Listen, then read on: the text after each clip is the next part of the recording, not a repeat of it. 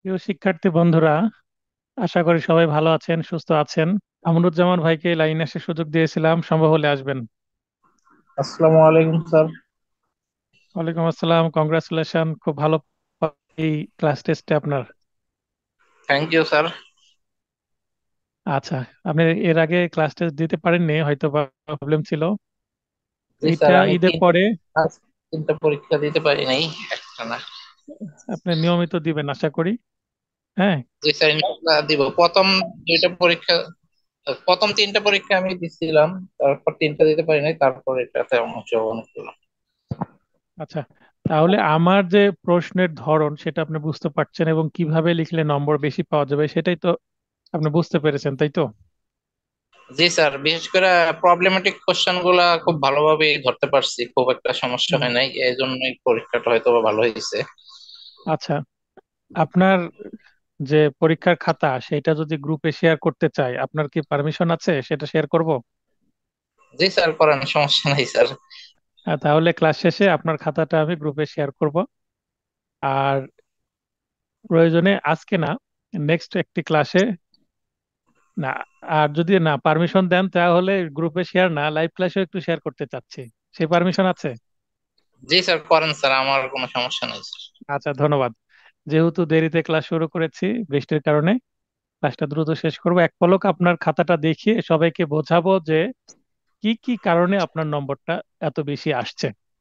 আর sir, এবং আমার একটা একটু স্যার জানার ছিল স্যার, এই অনেকে স্যার দেখলাম এই যে ইয়াতে স্যার আর জিতে জিরো পাইছে কয়েকজন দেখলাম, মানে এটা কি সমস্যা হয়েছিল স্যার, এটা একটু জানার ইচ্ছা আছে স্যার। কারণ তাহলে মানে সতর্ক হওয়ার জন্য আর কি স্যার, যাতে ভবিষ্যতে আমাদের এই সেটা ধরনের কোনো ভুল না। সেটা আমি থরলি আলোচনায় রেখেছি আজকে। জি একটা স্যার, ছোট্ট প্লিজ স্যার। ভুলের একটা ছোট্ট ভুলের কারণে জিরো দিয়ে দেবো আর জিতে।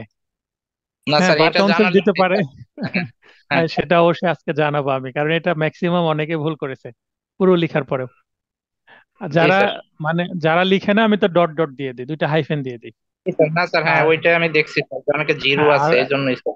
আর যদি লিখে তাহলে জিরো দিয়ে দিই নম্বর না পেলে। তো ঠিক জি আছে, স্যার। ক্লাসটি শুরু করে খুব দ্রুত ক্লাসটি শেষ করব। ওকে আর স্যার, থ্যাংক ইউ। অনেকেই ক্লাসে আছে, যদিও ক্লাস অনেক দেরিতে শুরু করছে। তো 7 নম্বর আমরা ক্লাস টেস্ট আজকে করব। তারপরে আমি আবার রুটিন আজকে রাত্রেই এডিট করে নতুন রুটিন দিয়ে দেব। আর পরীক্ষা যেটা নেওয়ার কথা ছিল 12 তারিখ, সেটা হয়ে গেছে, এখন 19 তারিখে হবে। কারণ এমসিকিউ রিটেন দুই ব্যাচ যাদের আছে তাদের জন্য চাপ হয়ে যাচ্ছিল 12 এবং 13 তারিখ পরীক্ষায়। আপনারাও পড়ার একটু সুযোগ পেলেন, কারণ 5টা সাবজেক্টের উপর 100 নম্বরের পরীক্ষা হবে। তো কয়ে যে প্রশ্নটা ছিল এসআর অ্যাক্ট এর অধীন, হ্যাঁ, এখানে আমি সংক্ষেপে এসআর অ্যাক্ট, আপনাদের দু একজন এরকম করেছেন, ইংরেজিতে লিখেছেন এসআর অ্যাক্ট সংক্ষেপে। সংক্ষেপে ইংরেজি বা বাংলায় এসআর অ্যাক্ট শব্দটা লিখাই যাবে না। যখন আপনি লিখিত পরীক্ষার উত্তর দিচ্ছেন, আপনাকে পুরোটাই লিখতে হবে, দা স্পেসিফিক রিলিফ অ্যাক্ট, তারপর কমা, তারপর 1877, এইভাবেই লিখতে হবে। বিশেষ করে মিলন ভাই মেবি এরকম করেছেন, সংক্ষেপে লেখা যাবে না, সতর্ক করে দিলাম। তাহলে এই আইনের অধীন মঞ্জুরযোগ্য বিভিন্ন প্রকার সুনির্দিষ্ট প্রতিকার সংক্ষেপে আলোচনা করুন। তারপরে প্রশ্ন হচ্ছে অত্র আইনের 8 ও 9 ধারার মধ্যে পার্থক্য নিরূপণ করুন। তো 8 ও 9 ধারার পার্থক্য 4 নম্বরের জন্য হুবহু আমার নোট থেকে কমন আছে, কিন্তু 6 নম্বরের প্রথম অংশটুকু কিন্তু আমার নোট থেকে হুবহু কমন নাই। কিন্তু এখানে আমি অ্যান্সারিং হিন্ট দিয়েছি কিভাবে লিখতে হবে। যে এসআর অ্যাক্টের অধীন মঞ্জুরযোগ্য বিভিন্ন প্রকার সুনির্দিষ্ট প্রতিকার সমূহ হলো, যদি এইভাবেও শুরু করেন তাহলে এখানে 8টা প্রতিকার আমরা দেখতে পাই: স্থাবর ও অস্থাবর সম্পত্তি দখল পুনরুদ্ধার। এই পয়েন্টটা দিয়ে এখানে ব্র্যাকেটে যদি আপনি ধারা দিলেন তো দিলেন, না দিলেও আপনাকে এই পয়েন্টটা একটু তো সংক্ষেপে আলোচনা করতে হবে, 2-4 লাইন লিখতে হবে। তো এই যে আপনি 2-4 লাইন লিখবেন, এর মধ্যে এই ধারাগুলোর সংক্ষেপে আপনাকে আলোচনা নিয়ে আসতে হবে, 8, 9, 10, 11। এই ধারাগুলো সংক্ষেপে নিয়ে আসতে হবে, অ্যাটলিস্ট আপনাকে 8 এবং 9 নিয়ে আসতে হবে, 10, 11 না আনলেও। 10, 11 আনলে আপনি পারফেক্ট ভালো নম্বর পাবেন। তারপরে চুক্তি প্রবল কোথায়, 12, 21 এবং 22, এই ধারাগুলো টাচ করতে হবে। যদিও 12 থেকে 30 পর্যন্ত চুক্তি প্রবলের কথা বলা আছে, কিন্তু এগুলোই বেসিক, কারণ আপনি তো ডিটেল আলোচনা করতে পারবেন না, সংক্ষেপে করতে হবে। তাই তাই 12তে আছে কোন কোন কোন 4টা ক্ষেত্রে চুক্তি প্রবল করা যায়, 21-এ আছে কোন 8টা ক্ষেত্রে চুক্তি প্রবল করা যায় না, এবং 22-এ হচ্ছে চুক্তি প্রবলের ক্ষেত্রে আদালতের বিবেচনামূলক ক্ষমতা। এখানে আবার সান্ত্বনামূলক যে ক্ষতিপূরণ সেটার কথা বলা আছে, সলিটিয়াম, সেটাও এক লাইনে বলতে পারেন। তারপরের পয়েন্ট হচ্ছে দলিল সংশোধন, 31 ধারায় আছে। দলিল চুক্তি বাতিল, চুক্তি বাতিল 35 ধারায়, আর দলিল বাতিল বা বিলুপ্তি আছে 39 ধারায়। তারপরে আছে ঘোষণামূলক প্রতিকার, 41 আলোচনা করলেন, 43 আলোচনা করলেও হবে, না করলেও হবে। তবে 42 সাথে 43টা একটু যায়, তিনটা মাত্র পয়েন্ট আলোচনা করতে হবে, কাদের প্রতি বাধ্যকর। এটা আবার অন্য একটি প্রশ্নে আছেও। রিসিভার নিয়োগ 44 ধারায় আছে। আর নিষেধাজ্ঞা 52 থেকে 57, আপনার সংক্ষেপে নিষেধাজ্ঞা কি আছে, 52 থেকে 57, জাস্ট 2 লাইনে লিখে দিলেই হয়ে যাবে। এইভাবে উপরোক্ত বিষয়গুলো সংক্ষেপে আলোচনা করতে হবে। তো এটা অনেকে নম্বর কম পেয়েছেন, অনেকে বেশি পেয়েছেন, অনেকে আমার নোট থেকে কপি করার চেষ্টা করেছেন। কপি কি, 8 আর 9 ধারা শুধু আলোচনা করেছেন। 8 আর 9 এত ডিটেল আলোচনা করেছেন, 5, 6, 7 পেজ আলোচনা করেছেন, তারপরেও 4, 5 পেয়েছেন, বেশি দেওয়া হয়নি। পার্থক্যের জন্য হয়তো বা 4-এ 3 বা 3.5 দিয়েছি, আর এখানে আমি অল্প দিয়েছি। আর অনেকে যারা ভালো করেছেন 8 পর্যন্ত দিয়েছি। তাহলে পার্থক্যটা কোথায় আছে? আমার নোটের চতুর্থ সংস্করণের 49 এবং 50, এই দুইটা পৃষ্ঠা দেখলেই আপনারা হুবহু পেয়ে যাচ্ছেন। অথবা আপনি অন্য কোনো জায়গায় কোনো গাইড থেকে বা নিজের নোট যদি থাকে আপনি লিখতে পারেন। আমার নোট থেকে লিখতে হবে তা নয়, আমার নোট থেকে ধারণা নিয়ে আপনি লিখতে পারবেন। তবে আমার নোটে যে স্টাইলে লিখতে বলেছি সেটা লিখলে নিশ্চয়ই আমি নম্বর বেশি দেব, কারণ আমার মনের মতন হবে। 6 নম্বর প্রশ্ন, এক খণ্ড জমির মালিক। জমির মালিক বলতে মালিকানা আছে, সত্ত্ব আছে, টাইটেল আছে। সিটি কর্পোরেশন ওই জমি থেকে কে বেদখল করেছে? এই প্রশ্নটা ছিল, একটু আমি তথ্য পরিবর্তন করে দিয়েছি, সিটি কর্পোরেশন শব্দটা যুক্ত করে দিয়েছি। এখানে কোনো ব্যক্তি না, এখানে একটা প্রতিষ্ঠান। এখন এটা প্রাইভেট না পাবলিক, সরকারি প্রতিষ্ঠান না বেসরকারি প্রতিষ্ঠান, এইটা আপনাকে জানতে হবে। সিটি কর্পোরেশন হচ্ছে স্থানীয় সরকারের একটি অঙ্গ প্রতিষ্ঠান, তার মানে এটি সরকারি একটা প্রতিষ্ঠান। এ কথাটা লিখতে পারলে ভালো। এক্ষেত্রে ক এর প্রতিকার কি, সংশ্লিষ্ট বিধানাবলী উল্লেখপূর্বক যুক্তিসহ আলোচনা করুন। 5 নম্বরের একটি প্রবলেমেটিক প্রশ্ন। প্রবলেমেটিক প্রশ্নের সিদ্ধান্তে আপনার এই পয়েন্টটুকু আসতে হবে যেটা আপনার লেখা আছে অ্যান্সারিং হিন্টে। আর ঘটনা, বিচার্য বিষয়, প্রাসঙ্গিক আইন, প্রাসঙ্গিক আইনের 9 ধারা এবং 8 ধারা, উভয় ধারা আলোচনা করা উচিত। আর আপনি 9 ধারায় বললেন সরকারের বিরুদ্ধে মামলা করা যায় না, এই লাইনটা অন্তত দেওয়া উচিত। অতএব তার হাতে থাকলো শুধুমাত্র 8 ধারায় মোকদ্দমা দায়ের। 8-এর সাথে আপনি যদি 42 ধারা আনলেন, 42 ধারা এখানে কম্পালসারি না। 8 ধারায় হলো একটা মামলা করা যায়, জাস্ট আমার দখল উদ্ধার করতে হবে। আমার মালিকানা যে ঘোষণা সেটা আমার দরকার নেই। অর্থাৎ 42 ধারা আলোচনা করলেও হবে, কেউ যদি বলেন 8 এবং 42 তাহলেও হবে, শুধু 8 বললেও হবে। তাহলে সিটি কর্পোরেশন একটি সরকারি কর্তৃপক্ষ, সুতরাং এসআর অ্যাক্টের 9 ধারায় মোকদ্দমা দায়ের করতে পারবে না, এটা স্পষ্টভাবে আপনাকে লিখতে হবে। 9 ধারায় সম্ভব না, কারণ সরকারি প্রতিষ্ঠান, সরকারের বিরুদ্ধে 9 ধারায় মামলা করা যায় না। তবে অত্র আইনের 8 ধারায় মোকদ্দমা দায়ের করে সত্য প্রমাণের মাধ্যমে জমির দখল ফিরে পেতে পারে। এখানে অনেকেই আলোচনা করেছেন যে ল্যান্ড অ্যাকুইজিশনের কথা বলা হয়েছে, অধিগ্রহণ। সরকার তো অধিগ্রহণ করতে পারে, কিন্তু তথ্যের মধ্যে তো অধিগ্রহণের কথা বলা হয়নি। যদি অধিগ্রহণ করে প্রপার যে কম্পেনসেশন সেটা দিয়ে, সেক্ষেত্রে তো কোনো প্রতিকারই নেই এর বিরুদ্ধে। তো যেহেতু এখানে সিটি কর্পোরেশন ওই জমি থেকে কতকে বেদখল করেছে, এখানে শব্দটা আছে বেদখল। কেউ লাইনে আছেন?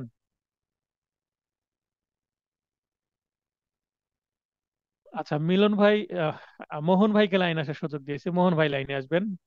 কুদ্দুস ভাইকে লাইনে আসার সুযোগ দিয়েছি, লাইনে আসবেন। আসসালামু আলাইকুম। ওয়ালাইকুম আসসালাম, কেমন আছেন ভাই? জি স্যার, ভালো আছি, আপনি ভালো আছেন? আমি ভালো আছি। আপনি ভালো আছেন বলে আমার মনে হচ্ছে না, কারণ আপনি লং টাইম পরীক্ষা দিচ্ছেন না। পরীক্ষা দিচ্ছেন না কেন? স্যার প্রস্তুতি ছিল না, একটু অন থেকে একটু হবো স্যার। প্রস্তুতি প্রস্তুতি থাক নিন আর না থাক ভালোভাবে। পরীক্ষা দিবেন, ঠিক আছে? প্রস্তুতি থাক না থাক পরীক্ষা দিবেন, আর পরীক্ষা মিস করা যাবে না, ঠিক আছে? ঠিক একটু আছে স্যার। সিরিয়াস হন। স্বপ্ন পূরণের জন্য এক ধাপ পিছিয়ে আছেন শুধু আপনি, এমসিকিউ আপনার পাশ হয়ে আছে।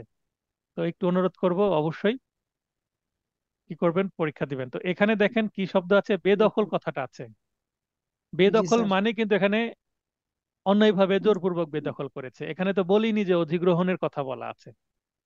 ঠিক আছে। হ্যাঁ, মিলন ভাই লাইনে আসবেন। আসসালামু আলাইকুম স্যার। ওয়ালাইকুম আসসালাম। মিলন ভাই, আপনার পারফরমেন্স মোটামুটি ভালো, আরো ভালো করতে হবে। হ্যাঁ। তো আপনি জি হয়তো বা স্যার। আমার নোটের পাশাপাশি অন্য একটা গাইড ফলো করেন, সেই গাইডের আলোকে লেখেন। লিখতে পারলে আমি ভালো নম্বর দিচ্ছি। তো আপনার স্যার আমি রেজাল্টের কোন কোন প্রশ্নের উত্তরে নম্বর কম পেয়েছেন আপনার আশানুরূপ হয়নি? আমার প্রতি অভিমান যে স্যার এখানে আরেকটু নম্বর দিলে দিতেও পারতো। কোন প্রশ্নে বলেন তো, এরকম না স্যার, হয়েছে? ওই যে যেটা জিরো পাইছি ওইটা আসলে আমার আজকে অনেক মানে খুশি হয়েছি যে আসলে ভুলটা আমি বুঝতে পারছি। আচ্ছা, কোনটা, কোন উম, প্রশ্নে জিরো পেয়েছেন? ওই স্যার ওই যে নারীর ক, ওই যে মারাত্মক কত? ভুল করেছি ওইটা। মানে দরখাস্তের বিষয় চাইছেন, আমি তো আরজির বিষয় লিখে ফেলেছি। হ্যাঁ, এটা তো আরজির আসলে বিষয় লিখছেন, আমি তো ওখানে লিখেই দিয়েছি যে দরখাস্তের। আমি আমি চাইলাম আম, হ্যাঁ আপনি স্যার। দিলেন আমাকে কলা।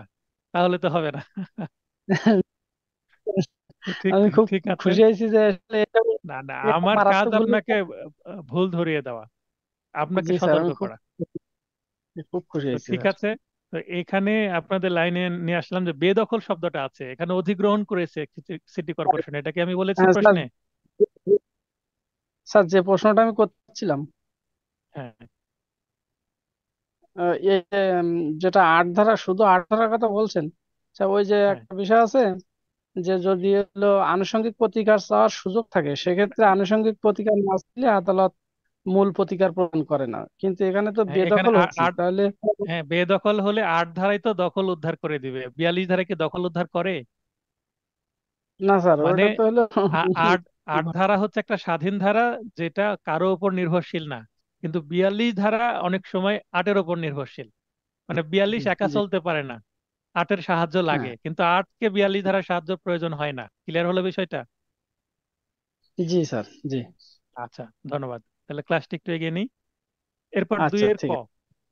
কোন কোন মামলায় এবং কোন কোন পরিস্থিতিতে ঘোষণামূলক ডিক্রি দেওয়া যেতে পারে। তাহলে ঘোষণামূলক ডিক্রি দেওয়ার কোন কোন মামলায় দেওয়া যায় এবং কোন কোন পরিস্থিতিতে মঞ্জুর করা হয়, এই দুইটা বিষয় জানতে চেয়েছি, যেটার জন্য নম্বর দিয়েছি 7। এবং এই ধরনের মামলা কাদের উপর বাধ্যকর, 43 ধারাকে টার্গেট করে নম্বর দিয়েছি 3। 3টা পয়েন্ট, 3 নম্বর, টোটাল 10। আপনাকে কেন আমি বারবার নম্বরটা ব্যাখ্যা করছি, কারণ নম্বরের উপর লক্ষ্য করে আপনাকে কি করতে হবে, উত্তরটাকে সাজাতে হবে। তাহলে এসআর অ্যাক্টের 42 ও 43 ধারা আলোকে উত্তর করতে হবে। 42 ধারাতে আপনাকে পাবেন হচ্ছে 7 নম্বর, এবং 43 ধারায় পাবেন 3 নম্বর।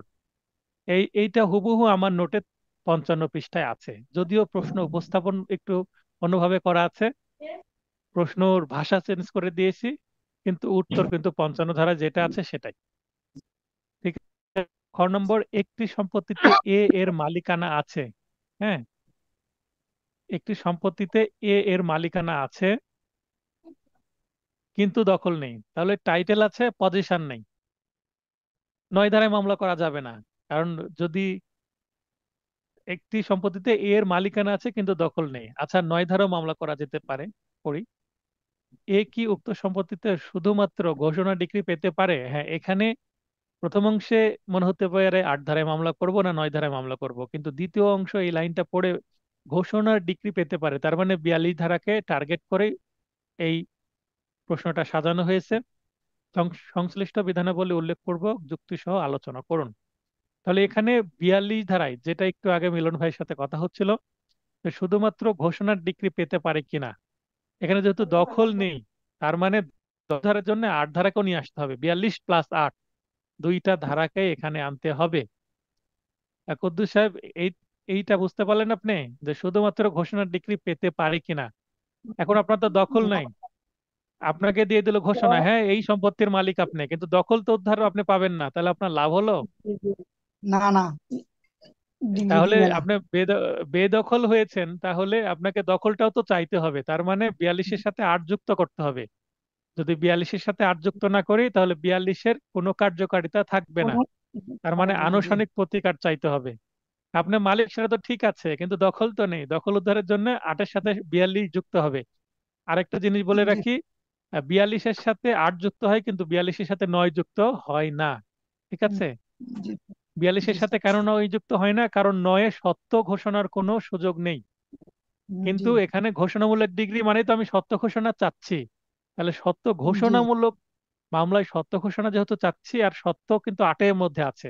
8 ধারায় সত্য জি প্লাস দখল উদ্ধার করে দেয়। 9 ধারায় সত্যর বিষ থাকে না, তাই 42-এর সাথে 9-এর কোনো কানেকশন নাই। ঠিক আছে, এইভাবে যদি প্রশ্ন করা হয় 9-এর সাথে 42-এর কানেকশন এইভাবে ইস্টাবলিশ করার জন্য প্রশ্ন করে আপনাদের বিভ্রান্তি করতে পারি আমি, অথবা বার কাউন্সিল করতে পারে। অতএব 8-এর সাথে 42-এর মামলা হয়, কিন্তু 42-এর সাথে সাথে কখনো 9-এর মামলা হয় না। 9 আলাদা হয়, 8 আলাদা হয়, 42 আলাদাও হতে পারে। দখল না থাকলে 42-এর সাথে 8 অবশ্যই যুক্ত করতে হবে।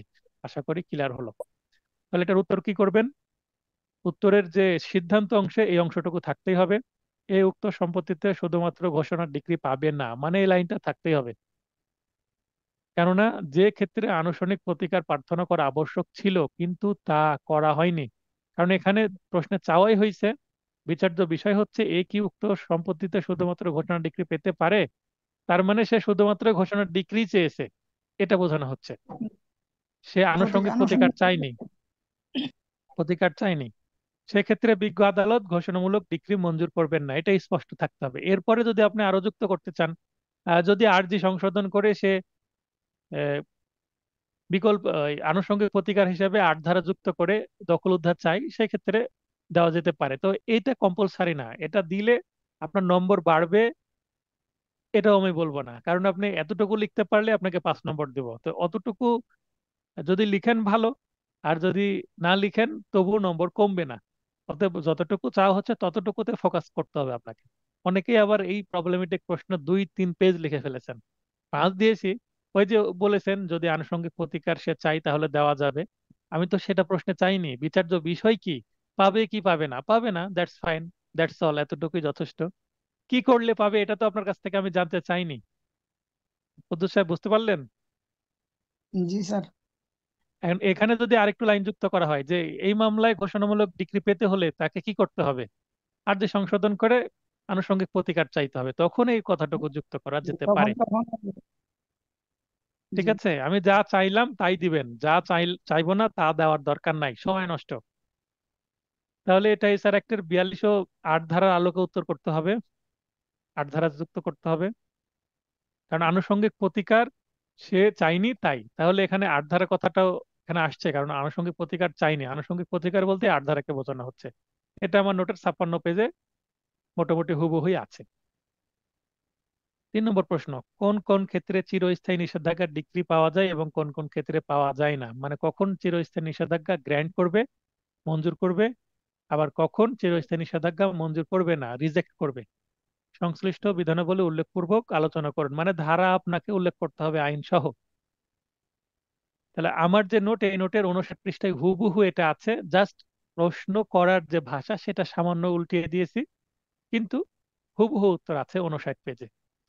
এবার প্রবলেমেটিক প্রশ্ন, ক খ এর থিয়েটারে পরবর্তী 12 মাসের জন্য গান গাইবে এবং উক্ত সময়ে অন্য কোনো জনসমাগম স্থানে গান গাইবে না মর্মে খ এর সাথে চুক্তিবদ্ধ হয়।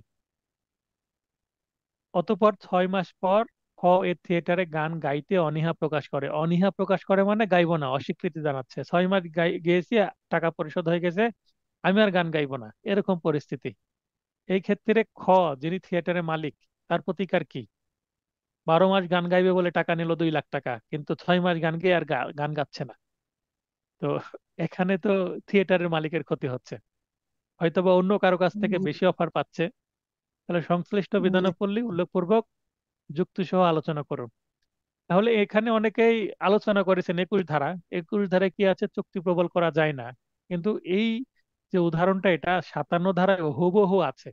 57 ধারায় হচ্ছে নেগেটিভ এগ্রিমেন্টের বিষয়ে বলা হয়েছে, অর্থাৎ অন্য এই অন্য কোথাও প্রশ্নের, যাতে গান গাইতে না পারে তার জন্য নিষেধাজ্ঞা চাইছি। হ্যাঁ, তো এখানে দেখেন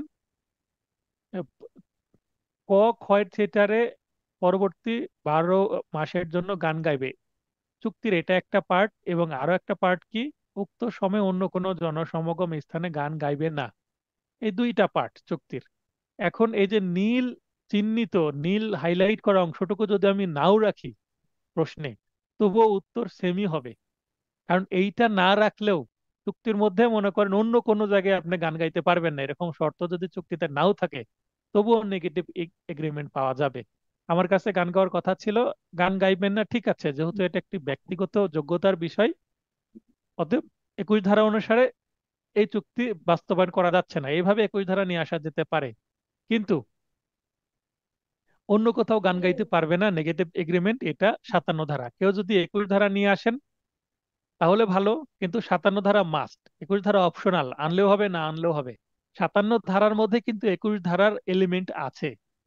আমি আবারও বলছি, জি 57 ধারা আলোচনা করলে 21 ধারাটা হয়ে যাচ্ছে, কারণ 57 ধারাতে বলাই আছে যে ইতিবাচক চুক্তি পালন করা না গেলেও নেতিবাচক চুক্তি পালনে বাধ্য করা যাবে, এটা 57 ধারারই বক্তব্য। তার মানে 21-এর অংশটুকুই কিন্তু 57-এর মধ্যে রিফ্লেক্ট করছে, প্রতিফলন আছে। অতএব 21-কে আবার বাড়তি নিয়ে আসার দরকার নাই। ঠিক আছে? মনে করেন আপনি একটা প্রোডাক্ট কিনলেন, এই প্রোডাক্টের সাথে একটা প্রোডাক্ট ফ্রি পেলেন, তাহলে যেটা ফ্রি পেলেন সেটাও আপনাকে কিনতে বলেছে আপনার মিসেস, তাহলে ফ্রির প্রোডাক্টটা যেহেতু আপনি পেয়ে গেছেন, সেটাকে আলাদাভাবে আর কেনার দরকার আছে? জি না। ব্যাপারটা এরকম, মানে কম্বো পেয়ে যাচ্ছেন। 57-র মধ্যে 21 চলে আসছে, তাই 21 আর বাড়তি দরকার নেই, আনলে সমস্যা নাই, তবে দরকার নাই। তাহলে ক কে ক্ষয়ের থিয়েটারে গান গাইতে বাধ্য করা না গেলেও অন্য কোনো জনসমাগম স্থানে যেন ক গান গাইতে না পারে সে বিষয়ে নেতিবাচক নিষেধাজ্ঞার প্রতিকার খ পেতে পারে। তাহলে এইটা সিদ্ধান্তের মধ্যে বলতে হবে, আর প্রাসঙ্গিক আইনে কোনটা বলতে হবে, 57 ধারার আলোকে এটা উত্তর করতে হবে। 57 ধারায় যে কথাটা বলা আছে সেই আইনটুকু আপনাকে তুলে দিতে হবে। 57 ধারায় কি আছে সেটা তো আপনি জানেন, আমার এমসিকিউ নোটে আছে, আমার রিটেন নোটে আছে, ইভেন বিভিন্ন গাইডে আছে এবং বিআর অ্যাক্টে আছে। বিআর অ্যাক্ট বইয়ের মধ্যে আছে, বিআর অ্যাক্ট ওয়েবসাইটেও আছে। 4 নম্বর প্রশ্ন, কোনো দেওয়ানি মোকদ্দমায় দাখিলের জন্য কোনো, এখানে দেখেন স্পষ্টভাবে লেখা আছে দরখাস্তে, কোনো দরখাস্তে কি কি আবশ্যকীয় উপাদান থাকা জরুরি। তাহলে আমি দরখাস্তে চেয়েছি পিটিশনে কি কি থাকবে সেটা চেয়েছি। কোনো দেওয়ানি মোকদ্দমায়, তাহলে মামলাটা কোন দেওয়ানি, এটা সিভিল নট জি ক্রিমিনাল। তাহলে এটা বোঝানোর জন্য কোনো দেওয়ানি মোকদ্দমায় স্পষ্টভাবে লিখে দিয়েছি যেন ক্রিমিনালে আপনি না যান, আপনি সিভিলে আসেন। তাহলে এই একটা সিভিল নেচারের মামলায় দাখিল করব, কি দাখিল করব, পিটিশন বা দরখাস্ত। তাহলে দরখাস্তে কি কি অত্যাবশ্যকীয় উপাদান থাকবে সেইটা আমার নোটের কিন্তু 162 পেজ, সর্বশেষ পেজে আমার আলোচনা করা আছে। এইটা আলোচনা করেছি যখন আমি তামাদি আইন পড়িয়েছি, লিমিটেশন অ্যাক্ট পড়েছি। লিমিটেশন অ্যাক্টের 5 ধারায় একটা কি ছিল, ড্রাফটিং ছিল, একটা আর্জি ছিল, একটা দরখাস্ত ছিল। তো সেখানে 5 ধারায় যে দরখাস্ত লিখতে হবে সেটা আলোচনা করতে গিয়ে 162 ধারায় যে এলিমেন্ট সিভিল, যে ড্রাফটিং, সেখানে আর্জি এবং দরখাস্তে কি কি থাকবে সেটা বলা আছে। এবং তার নিচেই 62 পৃষ্ঠায় দেখবেন ক্রিমিনাল ড্রাফটিং, অর্থাৎ ক্রিমিনাল যে মামলা, এজাহার এবং মানে সিআর মামলায় এবং দরখাস্তে কি কি এলিমেন্ট থাকবে সেটা বলা আছে, 162 ধারায় হুবহু আছে। তারপর আমি এখানে লিখে দিয়েছি যে কোনো দেওয়ানি মোকদ্দমায় দাখিলের জন্য কোনো দরখাস্তে যে সকল আবশ্যক উপাদান থাকা জরুরি। তাহলে এই 7টা পয়েন্ট দেওয়া আছে। 5 নম্বর পয়েন্টটা আমি এক লাইনে দিয়ে দিয়েছি, আমার নোটে কিন্তু এই 5 নম্বর পয়েন্টে নিচে নিচে দেওয়া আছে। আপনি পরীক্ষার খাতায় পাশেও দিতে পারেন, নিচে নিচেও দিয়ে দিতে পারেন। এখন এই প্রশ্নে যারা 0 পেয়েছেন, 2টা কারণে 0 পেয়েছেন। এখানে আপনি লিখতে যে, এই যে এখানে দরখাস্তের কথাটা আপনাকে লিখতে হবে, এই দরখাস্তের কথা না লিখে যদি মামলায় লিখেন, যে দেওয়ানি মামলায় দাখিলের জন্য দরখাস্ত কথা কথা যদি মিসিং করেন আপনার হেডিং এ, তাহলে 0। দরখাস্ত কথা না লিখে যদি আর্জি লিখেন বা মামলায় লিখেন, কোনো কারণে দরখাস্ত কথাটা যদি মিসিং হয় আপনার লেখার মধ্যে, তাহলে আপনি 0 পাবেন। এই ভিতরে যদি সবগুলো 8টা পয়েন্ট হুবহু লিখেন তাহলে 0 দিব। আরেকটা জায়গায় 0 দিব যদি শেষে এই 8 নম্বর পয়েন্টে হলফনামা না দিয়ে যদি সত্য পাঠ লিখেন। আবারও বলছি, 2টা জায়গা ভুল করার কারণে 5 নম্বর প্রশ্নে 0 পাবেন। 5 নম্বরের জন্য এটা প্রশ্ন, অর্থাৎ 4-এর ক, এই 5 নম্বরের প্রশ্নে আপনি 0 পাবেন কোন ভুল করলে, দরখাস্ত শব্দটা উল্লেখ না করলে আপনার শিরোনামে, এবং শেষে হলফনামা না লিখে সত্য পাঠ লিখলে আপনি 0 পাবেন। আর যদি শেষে হলফনামা লিখেন, মাঝখানে 2-1 পয়েন্ট যদি ওলট পালট বা ভুল হয়, তবুও নম্বর হয়তো কমে 2-3 দিব। কিন্তু হলফনামা এবং দরখাস্ত কথাটা যদি না থাকে, 0। তার মানে আপনি বুঝেননি কি চাইছি, আপনি প্রশ্নই বুঝেন ধরে নেব।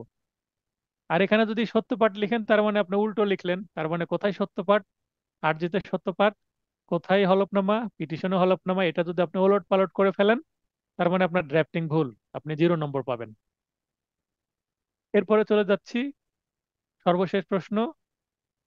26/5/2022, 26/5/2022 তারিখে তার পিতার মৃত্যুর দিন হতে ওয়ারিশ সূত্রে এক খণ্ড জমির মালিক হয়। তাহলে ওয়ারিশ সূত্রে মালিক হয় মানে তার অলরেডি কি টাইটেল বা মালিকানা চলে আসছে। স্থানীয় ভূমিদস্যু খ 1/8/2023 তারিখে ক কে ওই জমি থেকে বলপূর্বক বেদখল করে এই বলে যে সে ক এর চাচা এর নিকট থেকে ওই জমিটি হালে মানে সম্প্রতি রিসেন্টলি খরিদ করে, খরিদ মানে মানে পারচেস করে, ক্রয় করে, ওই জমির মালিক হয়েছে। মোকদ্দমার প্রধান বৈশিষ্ট্যগুলো উল্লেখ করে উপযুক্ত আদালতে দায়েরের জন্য ক এর নিকট একটি আর্জি মুসাবিদা করুন। তাহলে এই প্রশ্নের উত্তর দেখেন, প্রথমে চাওয়া হয়েছে আর্জি মুসাবিদা, এতে সংশ্লিষ্ট আইনের উল্লেখ সহ প্রতিকার উল্লেখ থাকতে হবে। তাহলে আপনাকে অবশ্যই প্রথমে মুসাবিদা লিখতে হবে এবং প্রতিকার শেষে লিখতে হবে। অনেকে এটা উলট পালট করেছেন, আগে প্রতিকার লিখেছেন পরে মুসাবিদা লিখেছেন, তারপরও আমি নম্বর দিয়েছি। তো দেখবেন মুসাবিদা অংশে আগে আছে এবং প্রতিকার অংশ পরে আছে, এইভাবে লেখার চেষ্টা করবেন। তো এখানে আমার যে নোটের 63, 64 এবং 65, অতএব দুইটা এই আইনের অর্থাৎ এসআর একটা দুইটা ড্রাফটিং আলোচনা করা হয়েছে নোটে। এই দুইটা ড্রাফটিং এর মধ্যে দ্বিতীয় যে ড্রাফটিং সেখানে এটা আলোচনা করা হয়েছে। এখন যারা 0 পেয়েছেন, হ্যাঁ, এই ড্রাফটিং এ কেন 0 পেয়েছেন এইটা একটু আলোচনা করব। ড্রাফটিং এ কেন 0 এটা একটু আলোচনা করার চেষ্টা করছি। চলে যেতে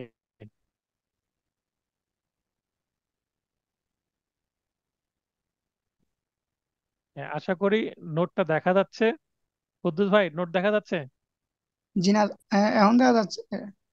আর হ্যাঁ, দেখা যাচ্ছে। জি, জি, জি, দেখা তো যাইতেছে। এই এই যে এখানে জলিল, এখানে জলিলের কথা বলা হয়েছে, জলিল থেকে তুলে ওখানে আমি নোটে প্রশ্নে দিয়েছি ক, ক খ, ঠিক আছে। এখানে আছে জলিল, জি, তারিখ চেঞ্জ করেছি। একই কথা এখানে কামাল, তারিখ এখানে নাম চেঞ্জ করে খ করে দিয়েছি, এখানে তারিখ চেঞ্জ করে দিয়েছি। যে এখানে 22, ঠিক আছে, এখানে চাচার নাম দিয়েছি গ, হেল পরিবর্তে নাম দিয়েছি গ, একই জিনিস। তাহলে এই ড্রাফটিংটা আপনাকে আলোচনা করতে হবে। তো এখানে দেখেন আমার নোটে এতে সংশ্লিষ্ট আইনের উল্লেখ সহ প্রতিকার উল্লেখ থাকতে হবে। তো এখানে আমার নোটেও প্রতিকারটা আগে উল্লেখ করা আছে প্রবলেমেটিক প্রশ্নের মতো করে। তো প্রতিকার আগে উল্লেখ করা থাকার কারণে অনেকে আগে উল্লেখ করেছেন। আমি বলবো যে প্রতিকারটা যদি পরেও দেন সমস্যা নেই, দিলে এটা আমার জন্য একটু আনইজি লাগছে। তো আমি এই নোটটাকে সংশোধন করে এটা পরে নিয়ে যাব। আপনাদেরকে বলেই দিচ্ছি যে যেহেতু এটা আমার আগের তৈরি করা নোট, লাস্ট রিভিশন সময় এটা আমি আবার সংশোধন করে দিব। আর আপনাদেরকে বলছি আপনারা লক্ষ্য করবেন যে আর যে আগে চেয়েছে প্রতিকার পরে চেয়েছে, তাহলে এই অংশটুকু আপনারা পরে লিখবেন, এরকম করেই লেখা উচিত। তবে এইভাবেই লিখলে কি ভুল হবে? ভুল হবে না, কারণ একই প্রশ্ন, একই প্রশ্নের মধ্যে ক খ তো আর করা নেই, একই প্রশ্ন, এটা হচ্ছে খ, 4-এর খ, একই প্রশ্ন। আগে লিখলেও খুব একটা সমস্যা হওয়ার কথা না, কিন্তু কেন আমরা রিস্ক নিব? তাহলে এখানে আছে, বুঝতে পারছেন? তো এখানে প্রথমে আপনাদের আইনের নাম লিখতে হবে, এখানে প্রথমে আদালতের নাম লিখতে হবে, তারপরে মামলা নাম্বার লিখতে হবে। এখানে নাম মামলার নাম্বারের কাছে স্লাইস দিয়ে আপনাকে কি দিতে হবে, এখানে তারিখ না সাল দিতে হবে, কত সালের মামলা এখানে লিখতে হবে অপ্র। এবং এখানে মামলার নাম্বার 220 দিয়ে দিয়েছি, এই মামলার নাম্বারটা আপনি যদি ফাঁকা রাখেন বেটার হয়, মামলা নাম্বার দিলেও সমস্যা নেই, এটা রিয়াল কেস আমার, এই কারণে আমি মামলার নাম্বারটা হয়তো ওইভাবে থেকে গেছে। আর রিয়াল কেস থেকে এটা সংক্ষিপ্ত ভাবে আমি সংশোধন করেছি, রিয়াল কেস এত সংক্ষিপ্ত হয় না, কিন্তু মামলা আপনাকে সংক্ষিপ্ত ভাবে উপস্থাপন করতে হবে। আচ্ছা, মিলন ভাই লাইনে আসবেন। মিলন ভাই লাইনে আসেন। স্যার, হ্যাঁ, এখানে আপনি 0 পেয়েছেন তাই তো, নাকি না কম পেয়েছেন? না এটা পাইছি ঠিক, ঠিক, আগেরটা মানে হলো প্রশ্নটা হলো 0 পাইছিলাম। হ্যাঁ, এখন এখন কেন লাইনে আসলেন সেটা বলেন। উম, এই যে হলো আর জি মুসাবিদা করবো, তখন হুম। হলো কোর্টে দাখিল করবো তখন মামলার নাম্বার পড়ে না, তাহলে এখানে মামলা কেন লিখবো স্যার? সেটাই বলছি, আপনি ফাঁকা রাখাই বেটার। আপনি মামলা লিখলে হ্যাঁ হ্যাঁ সমস্যা নাই, আপনি যখন আর্জি দাখিল করবেন, দাখিল করার সঙ্গে জি সঙ্গে তো নাম্বারটা ফেলাবে। দাখিল করার 2 মিনিটের মধ্যে নাম্বারটা চলে আসবে। অতএব নাম্বার দিলেও সমস্যা নাই, নাম্বার না দেওয়াই ভালো। আপনার যুক্তি আছে, কারণ অধিকাংশ গাইডে নাম্বার দেওয়া নাই, তাই তো। কিন্তু নাম্বার দিলেও সমস্যা নাই, কারণ আপনি দাখিল করার সঙ্গে সঙ্গে নাম্বারটা পড়ে যাবে। ঠিক আছে না কথা? জি আচ্ছা, ফাঁকা ঠিক রাখাই আছে। বেটার। আপনার সাথে একমত। এখন দেখেন, জি এখানে জিরো পাওয়ার মানে অনেকে যারা জিরো পেয়েছে, সেইটার কারণ আমি এখানে ব্যাখ্যা করব। এই সময় যারা জিরো পেয়েছেন, একজন হাত উত্তোলন করবেন তো, ড্রাফটিং এ জিরো পেয়েছেন কিন্তু কেন বুঝতে পারছেন না জিরো দিয়েছি, তিনি একজন হাত উত্তোলন করবেন। আমি তাকে লাইনে নিয়ে একটু তাকে আমি বুঝিয়ে দেওয়ার চেষ্টা করব। আচ্ছা, কেউ কেউ যদি আসতে না চান নিজে থেকে, আমি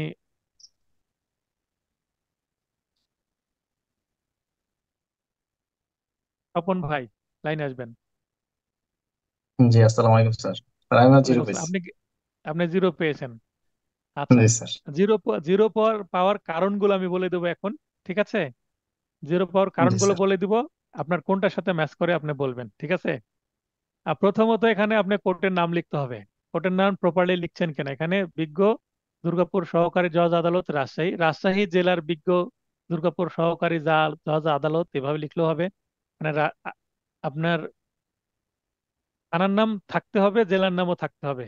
তবে জেলার নাম শেষে লিখলেও হবে, প্রথমে লিখলেও হবে, বিজ্ঞ শব্দটা দিলেও হবে, না দিলেও হবে। এখানে দুর্গাপুর থানার নাম, দুর্গাপুরের পরে থানা কথাটা লিখলেও হবে, না লিখলেও হবে। এখানে সহকারী জজ লিখবেন, এই কাজটা কে করলেন? জি স্ক্রিনে স্যার, আমি দাগ দিলেন সহকারী। কে? স্ক্রিনে দাগ দিয়ে স্ক্রিনটাকে কে নষ্ট করলেন বলেন?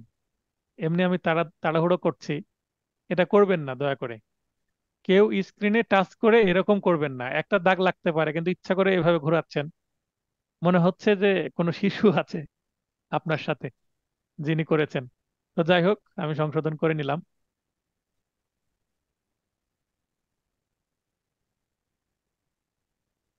তো এখানে দেখেন, কোর্টের নাম সঠিকভাবে লিখতে হবে। এখন এখানে সহকারী জজ লিখেছি, সহকারী জজ লিখেছি মুন্নি কক্সবাজার। আপনার দ্বারা এগুলো হচ্ছে মুন্নি কক্সবাজার। আপনি এই আঁকা আঁকাও কি বন্ধ করে দেন, না হলে কিন্তু ক্লাস থেকে আপনাকে রিমুভ করবো নেই। স্ক্রিন টাচ করবেন না আপনি, দয়া করে।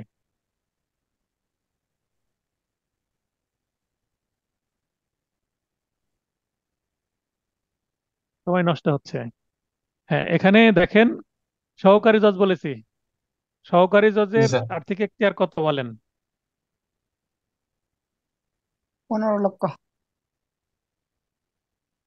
1 টাকা থেকে 15 লক্ষ টাকা। তাহলে এখানে আমাকে মোকদ্দমার তাইদাদ দেখেন 10 লক্ষ টাকা আছে, তাহলে সহকারী জজের সাথে ম্যাচ করছে? জি না স্যার। সহ্য। কুদ্দুস ভাই, ম্যাচ করছে? জি স্যার, 15 লক্ষ তো এখানে তো 10 লক্ষ। 10 লক্ষ।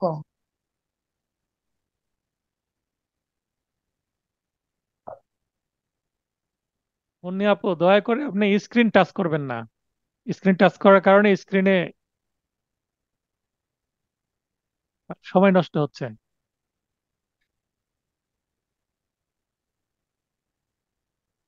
এখানে আমি বলছি সহকারী জজের আর্থিক এখতিয়ার 1 টাকা থেকে 10 লক্ষ, 1 টাকা থেকে 15 লক্ষ টাকা পর্যন্ত। এখানে মোকদ্দমার তাইদাদ 10 লক্ষ টাকা। 10 লক্ষ টাকা মোকদ্দমার তাইদাদ হলে সহকারী জজ হবে না, সিনিয়র সহকারী জজ হবে না, যুগ্ম জেলা জজ হবে, সেটা আমার প্রশ্ন। সহকারী স্যার। তাহলে কি ঠিক সহকারী আছে, স্যার। তাইদাদ ম্যাচ করছে কি? জি জি। স্যার। আচ্ছা। এর মধ্যেই তো আছে। হ্যাঁ, তাহলে তাইদাদ ম্যাচ করছে। এখন অনেকের আমি ড্রাফটিং এ জিরো দিয়েছি, কোর্টের নামের সাথে তাইদাদ ম্যাচ করেনি। আপনি লিখেছেন অনেকেই সহকারী জজ, কিন্তু এখানে দিয়েছেন 15 লক্ষ টাকার বেশি, 20 লক্ষ টাকা দিয়ে দিয়েছেন। তাহলে আপনি যে আদালতে দিলেন, তাহলে আপনার কি হলো? আরজি ফেরত আদালতে আসবেন না? গেল। আপনি ভুল বিশ আদালতে লক্ষ চলে গেল, দিয়েছে। আরজি ফেরত আসবে। তাহলে আপনার যদি তাইদাদ ম্যাচ না করে, মূল্যমান যদি ম্যাচ না করে, ভ্যালুয়েশন ম্যাচ না করে, জিরো দিয়ে দিব। মানে আপনি বোঝেনই না ড্রাফটিং, সেই কারণে জিরো দিয়ে দিব। একটা পয়েন্ট হলো, ঠিক আছে। যাদের এরকম ভুল হয়েছে, দুই তিনজনের মেবি এটা ভুল। জি স্যার, আসসালামু আলাইকুম, দেখা যাচ্ছে এবং বোঝা যাচ্ছে। আচ্ছা, থ্যাংক ইউ ভাই। তাহলে ক্লাসটি আবার কন্টিনিউ করি আমরা। যেটা প্রথম পয়েন্ট হচ্ছে, আদালতের নামের সাথে তাইদাদ ম্যাচ করতে হবে। যদি 15 লক্ষ টাকা পর্যন্ত দেন, সহকারী জজ 15 লক্ষ প্লাস, থেকে 25 লক্ষ টাকা পর্যন্ত হলে সিনিয়র সহকারী জজ লিখতে হবে। আর যদি আপনি 25 লক্ষ 1 টাকা থেকে শুরু করে আনলিমিটেড 25 লক্ষ ওভার হয়ে যায়, তাহলে আপনাকে অবশ্যই যুগ্ম জেলা জজ লিখতে হবে। অনেকে এই ভুলটা করেছেন, তাইদাদ ম্যাচ করেনি। আপনি তাইদাদ ইচ্ছা মতো দিতে পারেন, 10 লক্ষ টাকা দিবেন না 5 লক্ষ টাকা দিবেন, কিন্তু আপনাকে আর্থিক এখতিয়ার তো ঠিক রাখতে হবে, ঠিক আছে। জি আরেকটা স্যার। ভুল করেছেন অনেকে, মোকদ্দমার নাম। যেমন এখানে আমার নোটে কি আছে 22, কিন্তু আমি প্রশ্নে কি লিখেছি 23 সাল দিয়েছি। তার মানে এখানে বেদখলের তারিখটা 23 সাল দেওয়া আছে না প্রশ্নে? তো এখানে বেদখল করলো আপনাকে 23 সালে, আর আপনি মামলা করছেন 22 সালে, কিভাবে সম্ভব? বুঝতে পারলেন পয়েন্টটা? জি স্যার, এটা হয়তো বা তাহলে নোটে এখানে করতে তাহলে এখানে আপনাকে কি করতে হবে, সালটা দিতে হবে হয় 23 অথবা 24। 24 সাল চলছে, আপনি 24ও দিতে পারেন, 24ই দেওয়া উচিত। এবং মামলা আপনার 842-এ হবে, মানে 12 বছর আপনার তামাদির মেয়াদ। অতএব আপনি 24 সাল দিলেও সমস্যা নাই, 6 মাস বা 1 বছর পরে মামলা হচ্ছে। আর যদি 6 মাসের মধ্যেই দেখাতে চান, তাহলে আপনাকে অবশ্যই কি দিতে হবে, 23 সালে দিতে হবে, যদি আপনি 9 ধারায় মামলা করতে চান। কারণ 6 মাস যদি অতিবাহিত হয়ে যায়, আপনাকে বেদখল করলো 23 সালে, আপনি মামলা করছেন 24 সালে, মানে 10 মাস 12 মাস পরে, তাহলে তো তামাদি হয়ে গেল। এখানেও তখন আপনার কি হয়ে যাবে, আরজিতে নম্বর কমে যাবে, বা ভাইটাল ভুল হবে, 0 আসতে পারে। তাহলে মামলার সাল কি দিব, এটাও একটা গুরুত্বপূর্ণ বিষয়। তারপরে হচ্ছে এখানে অপ্র লিখতে হবে, অন্য প্রকার, বা ইংরেজিতে ওসি, আদার কেস। তো এখানে অপ্র এভাবে প্রচলিত হয়, আমাদের এভাবে লিখতে হবে, অন্য প্রকার মামলা। তারপরে বাদী, বাদীর নাম এখানে নোটে আছে জলিল, প্রশ্ন করেছি ক, ক দিতে হবে। আপনি শুধু ক দেন, নিচে পিতা, সাং, সাং মানে গ্রাম বা ঠিকানা, সাং এর পূর্ণরূপ হচ্ছে শাকিন, শাকিন, সংক্ষেপে সাং। ডাকঘর, থানা, জেলা এগুলো যদি আপনি নাও দেন, এই যে এগুলো যদি নাও দেন, নো প্রবলেম, শুধু বাদী দিয়ে দিলেন, তবে দিলে ভালো। এখন পিতা, ক, ক এর পিতা দিলেন খ, বা ক এর পিতা দিলেন ঘ, এরকম, যেহেতু খ এই পাশে আছেই। আর এই পাশে দিতে হবে আপনাকে বিবাদী, মাঝখানে বনাম অবশ্যই লিখতে হবে। এখানে খ লিখতে হবে, কামাল লিখলে হবে না। এর পিতার নাম আপনি ইচ্ছা মতো দিলেন, বা এগুলো না দিলেও চলবে, এই অংশটুকু না দিলেও চলবে। যদি সময় কম পান, জাস্ট বাদী ক, বিবাদী খ, মাঝখানে বনাম দিয়ে দিলেন। এটা উপর নিচেও দিতে পারেন, অন্য গাইডে দেখবেন উপর নিচে আছে। এটা লোয়ার কোর্টে এই স্টাইলে চলে, আমাদের রাজশাহীতে বেশি চলে এইভাবেই। তবে উপর নিচে দিলেও হবে। যেমন ক লিখলেন ডট ডট দিয়ে বাদী, তার নিচে মাঝখানে লিখলেন বনাম, নিচে লিখলেন বিবাদী, তারপর ডট দিয়ে খ, এভাবেও চলবে। অন্য গাইড লক্ষ্য করলেই পাবেন। তো যাই হোক, যেহেতু লিখিত গাইড আমি একটা রিকমেন্ড করেছি, গাইডেও দেখবেন কিভাবে উপর নিচে আছে হয়তোবা। এরপরে আসি হচ্ছে, কত ধারায় মামলাটা করছেন। বাস্তবে মামলা করার জন্য ধারা উল্লেখ করার দরকার হয় না, আমি আবারও বলছি, বাস্তবে মামলা করার জন্য ধারা উল্লেখ করার দরকার হয় না, কিন্তু পরীক্ষার খাতায় ড্রাফটিং এর ক্ষেত্রে অবশ্যই আইন এবং ধারা উল্লেখ করতে হবে। এখানে তাহলে ধারা উল্লেখ করলাম, আইন উল্লেখ করলাম, বিষয়ের মধ্যে এসে মো- তাহলে এত ধারা মোতাবেক সত্ত্বসহ দখল উদ্ধার, তাহলে সত্ত্বসহ দখল উদ্ধার এই কথাটা অবশ্যই থাকতে হবে। বাস্তব মামলা করার ক্ষেত্রেও থাকে, ঘোষণামূলক ডিক্রি প্রার্থনা। এরপর আপনি শুরু করলেন, এই ভিতরের বক্তব্যগুলোর ক্ষেত্রে জাস্ট যেখানে আমি পরিবর্তন করেছি নাম, সেখানে ক খ বসালেন, ওই চাচা গ বসালেন। আর এই বর্ণনাগুলোর করার আরেকটা গুরুত্বপূর্ণ বিষয় মনে রাখবেন, যে এই যে 1 আগস্ট 2022, এই যে তারিখ পরিবর্তন করেছি, আপনাকে ওই যত্ন করে কোন তারিখটা রিপ্লেস করা হয়েছে সেই তারিখটা আপনাকে রিপ্লেস করতে হবে। ভাষা আপনি এটাই ব্যবহার করবেন না অন্য কিছু ব্যবহার করবেন, তাহলে আপনার ভাষা ঠিক রাখতে পারবেন, সমস্যা নেই। কিন্তু এই যে কামাল আছে, তো কামালের কাছে খ লিখতে হবে। আর চাচা আর জনাব হেলাল, হেলালের কাছে গ লিখতে হবে, এভাবে আপনাকে পরিবর্তন করে নিতে হবে প্রশ্ন অনুসারে। তাহলে ক খ গ পরিবর্তন করলেন, তারিখগুলো পরিবর্তন করলেন। এভাবে লিখার পরে তামাদির মেয়াদ সংক্রান্ত যে বিষয়গুলো, এখানে তাইদার 10 লক্ষ টাকার করবে, এগুলো সবই একই কথা আসবে। উপরে তাইদার যত লিখবেন, এখানে 10 নম্বর পয়েন্টে সেই তাইদার একই রিপিট হবে। এখানে যে দুইটা ডেট আছে, এই ডেটগুলো রিপ্লেস হবে কি অনুসারে? প্রশ্ন অনুসারে। প্রশ্নে যে ডেটগুলো দেওয়া আছে সেগুলো। আর এখানে এখনো 12 বছর অতিবাহিত হয়নি, তার মানে আপনার কত বছর তামাদির মেয়াদ। 9 নম্বর পয়েন্টে তামাদির একটা ব্যাখ্যা যেহেতু দিতে হয়, পয়েন্ট আপনার 9 নম্বরে যে ব্যাখ্যা দিতে হবে তা না, তবে এই সিরিয়াল মেনটেন করতে হবে। আবার আপনি যদি মনে করেন পয়েন্ট দিব না, পয়েন্ট না দিয়ে আপনি ঢালাভাবে লিখবেন, তবুও হয় প্যারা করে, তবে পয়েন্ট দিলে ভালো হয়। তারপর এখানে 11 নম্বর পয়েন্টে অ্যাড ভ্যালোরাম কোড ফির কথা উল্লেখ করতে হবে আপনাকে। কোড ফির পরিমাণটা কত হচ্ছে ক্যালকুলেশন করে অ্যাড ভ্যালোরাম কোড ফি এত টাকা, এটা বলার দরকার নাই, জাস্ট অ্যাড ভ্যালোরাম কোড ফি। এটা বাস্তবে কোর্ট হিসাব করে নেবে কত টাকা কোড ফি দেওয়া হচ্ছে। বাস্তবে আমরা মামলায় কোড ফির পরিমাণটা অনেক সময় বলে দিই, না বললেও সমস্যা হয় না, কারণ কত টাকা কোড ফি দিচ্ছি সেটা দেখাই যাচ্ছে। যিনি সেরেস্তায় থাকেন তিনি ম্যাচ করে নেন যে কোড ফি ঠিক আছে কিনা। কোড ফি ঠিক না থাকলে আরজি ফেরত দিবে এবং বলবে যে আপনি সঠিক কোড ফি লাগাই নিয়ে আসেন। তাহলে এই মতো অবস্থায় বিচার শেষে বাদীর অনুকূলে ডিক্রি প্রদান করে নালিশি সম্পত্তিতে বাদীর দখল পুনরুদ্ধার করত ঘোষণামূলক ডিক্রি প্রদান করা একান্ত আবশ্যক, অন্যথায় বাদীর অধিকার খর্বিত হবে এবং বাদীর অপূরণীয় ক্ষতি সাধিত হবে। এমতো অবস্থায় মানে পরিস্থিতি কি, ইতি টানছি শেষের দিকে। এবার অতএব দিয়ে আপনাকে অবশ্যই প্রার্থনা দিতে হবে। প্রার্থনায় এখানে দেখেন ক খ গ হবে, সিরিয়াল মিস্টেক হয়েছে, ঘ ও চ হয়ে আছে, আপনারা ঠিক করে নেবেন। ক খ গ, অথবা রোমান 1 2 3ও দিলেও হবে, সমস্যা নেই, কারণ 12 পয়েন্টের আন্ডারে আপনি দিচ্ছেন, এই কারণে ক খ গ নিয়ে আসতে হবে। তাহলে উপর বিষয়াদি বিবেচনা পূর্বক ন্যায় বিচারের স্বার্থে বাদীর অনুকূলে ঘোষণা ডিক্রি প্রদান করে সালিসী সম্পত্তিতে বাদীর দখল উদ্ধারপূর্বক বাদীকে অর্পণ করতে হবে। তাহলে এখানে দুইটা পার্থক্য, একটা ঘোষণামূলক ডিক্রি চাচ্ছি, অপরদিকে দখল উদ্ধারও চাচ্ছে। দুইটা পয়েন্ট আপনাকে ক এ মানে প্রথম দুইটা পয়েন্ট। এর আগেও বলেছি, মোট যাবতীয় খরচাসহ বাদীর অনুকূলে বিবাদীর প্রতিকূলে দিতে।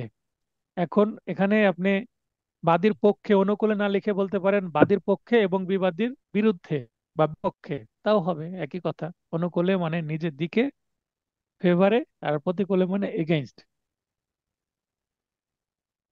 আইন ও ইকুইটি যে সকল প্রতিকার পেতে হয়, সে মর্মে ডিক্রি দিতে বিজ্ঞ আদালতের সদয় মর্জি হয়। এই লাইনগুলো, এই যে শেষের দুইটা পয়েন্ট, প্রতিটা আর্জির ক্ষেত্রেই একই আসে, অন্য ভাষা হোক কিন্তু একই।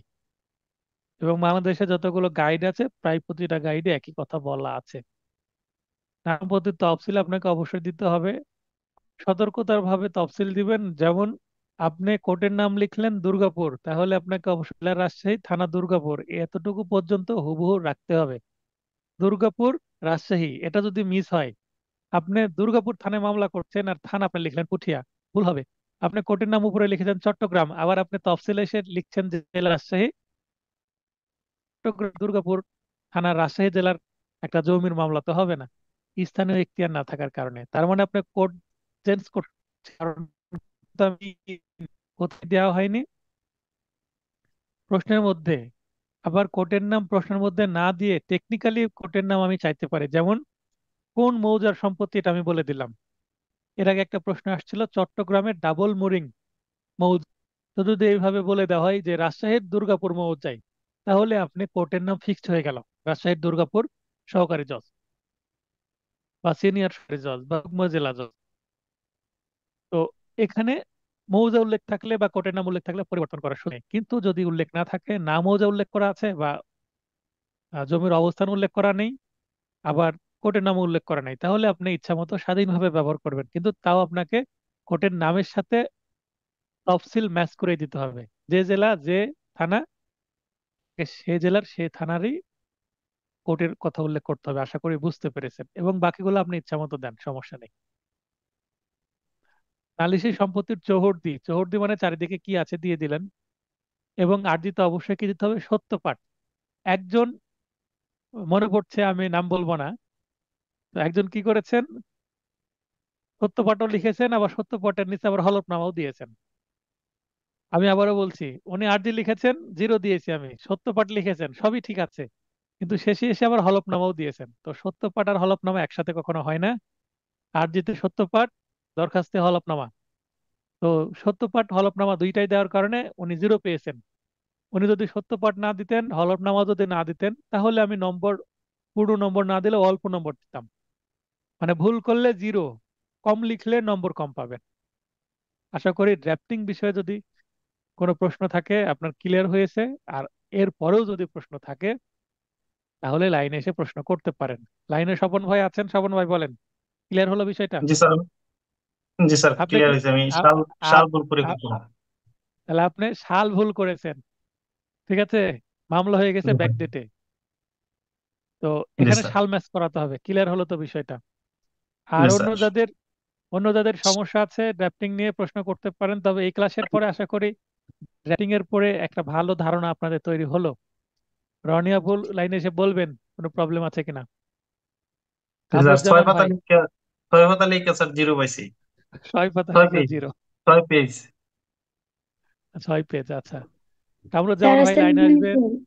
ওয়ালাইকুম আসসালাম। আপনি যে ড্রাফটিং এ কম পেয়েছেন, কেন কম পেয়েছেন সেটা তো জানেন, বুঝতে পেরেছেন? জি স্যার, আমি সময় তো শেষ হয়ে গেছিল, যদি খাতাটাই বাতিল হয়ে যায় এই জন্য আমি সময়ের ভিতরে ওই দুইটা আর লিখিনি, তফসিল চৌহদ্দি এই দুইটা দেওয়া হয়নি সত্যপাঠ। তো এখানে যদি সত্যপাঠ না দিয়ে হলফনামা দেওয়া হয়, 0 দিয়ে দিব। সত্যপাঠ হলফনামা দুইটা দিলেও 0 দিয়ে দিব। ঠিক আছে? জি তো স্যার। এই এই এই অংশটুকু শেষে যেটা আলোচনা করলাম বিরতির পরে, এটা কিন্তু খুবই গুরুত্বপূর্ণ ড্রাফটিং এর ক্ষেত্রে। ড্রাফটিং বোঝার জন্য খুবই গুরুত্বপূর্ণ এই অংশটুকু আপনারা ভিডিও দেখে বোঝার চেষ্টা করবেন আর প্র্যাকটিস করে। কেউ যদি কোনো প্রশ্নে 0 পান, অ্যানসারিং হিন্ট দেওয়ার পরে যদি ক্লিয়ার না হন যে কেন আমি 0 পেলাম, অবশ্যই আমাকে মেসেজ করে বলবেন, স্যার আমি এটাতে 0 পেলাম কেন। এর আগের ক্লাসে অনেকে এভাবে প্রশ্ন করে, আমি তাদেরকে অবশ্যই হোয়াটসঅ্যাপে সাপোর্ট দিয়েছি এবং আমি দিব। কারণ আপনি কেন পেলেন সেটা আপনাকে যদি আমি না বুঝিয়ে দিই, আপনার এই ভুলটা সংশোধন হবে না। আর ভুল সংশোধন না হলে আপনার পরীক্ষা ভালো হবে না, পরবর্তী পরীক্ষা আমারগুলোও ভালো হবে না, বার কাউন্সিলের পরীক্ষাতেও ভুল করে আপনি ফেল করবেন। তা আমি চাইবো না যে এই ভুলগুলো আপনারা পুষিয়ে রাখেন। ভুলগুলো অবশ্যই কি করবেন, সংশোধন করে নেবেন। আজকের ক্লাসের কোনো প্রশ্ন আছে আপুর? না স্যার। আচ্ছা, ঠিক আছে। কামরুজ্জামান ভাইকে লাইনে আসতে বলেছি, উনি এখন আসেননি। আমি ক্লাসের বিরতিতে আসসালামু কামরুজ্জামান, আলাইকুম স্যার। হ্যাঁ, কামরুজ্জামান ভাইয়ের আমি যে অ্যান্সার স্ক্রিপ্ট সেটা শেয়ার করেছি, ঠিক আছে? ক্লাস নিয়ে যদি আলোচনা কারো না থাকে, কামরুজ্জামান ভাইয়ের যে অ্যান্সার স্ক্রিপ্ট সেটা আমি এখন স্ক্রিনে একটু শেয়ার করব। তো এখানে ওনার যে অ্যান্সার স্ক্রিপ্ট, এটার ভালো দিকগুলো এবং খারাপ দিকগুলো দুইটাই আলোচনা করব। ঠিক আছে কামরুজ্জামান ভাই, জি আপনাকে লাইনে জি স্যার। নিলাম। জি পারমিশন স্যার। আছে তো? এটা লাইভ যাবে জি কিন্তু, স্যার। সবাই দেখবে। জি আচ্ছা, স্যার, এখানে পারমিশন। যেখানে নিয়ম থাকে যে আপনাকে ইংরেজিতে নাম লিখতে হবে, রোল লিখতে হবে, ক্লাস টেস্ট নাম্বার লিখতে হবে, ডেট লিখতে হবে, 4টা ইনফরমেশন সঠিকভাবে লেখা আছে, মানে খাতা বাতিল হয়নি। ওকে, ঠিক আছে। মার্জিনের কথা বলা থাকে, মার্জিন দেয়নি, মার্জিন নিয়ে আমার কোনো আপত্তি নাই। আপনি মূল পরীক্ষায় মার্জিন দিবেন। আপনার নিজের খাতায় বাসায় মার্জিন দিতে কষ্ট হতে পারে, মানে পরিমাণ কমে যেতে পারে, তাই অর্থাৎ মার্জিন নিয়ে আমার কোনো কমপ্লেন নাই। তাহলে এক, এখানে লিখেছেন উনি 2 ব্র্যাকেটে ক নং প্রশ্নের উত্তর, মানে আমি যেভাবে চাই ঠিক সেইভাবে, আমার নোটে যেভাবে আছে অ্যাজ ইট ইজ, নিচ দিয়ে একটা আন্ডারলাইন করা হয়েছে। একটু অস্পষ্ট দেখাচ্ছে কি কারণে? কারণ ছবি তোলাতে প্রবলেম হয়েছে, বাস্তব খাতায় প্রবলেম না। একটু অস্পষ্ট ছোপ ছোপ দেখাচ্ছে, ছবি হয়তোবা ক্যামেরার কারণে সমস্যা। তো এটা বাস্তব খাতাতে এই সমস্যা আশা করি নাই। হলো নিম্নলিখিত মামলা এবং পরিস্থিতিতে বিজ্ঞ আদালত দ্য স্পেসিফিক রিলিফ অ্যাক্ট, 1877 ইংরেজিতে আছে, এর 42 ধারায় ঘোষণামূলক ডিক্রি প্রদান করতে পারেন।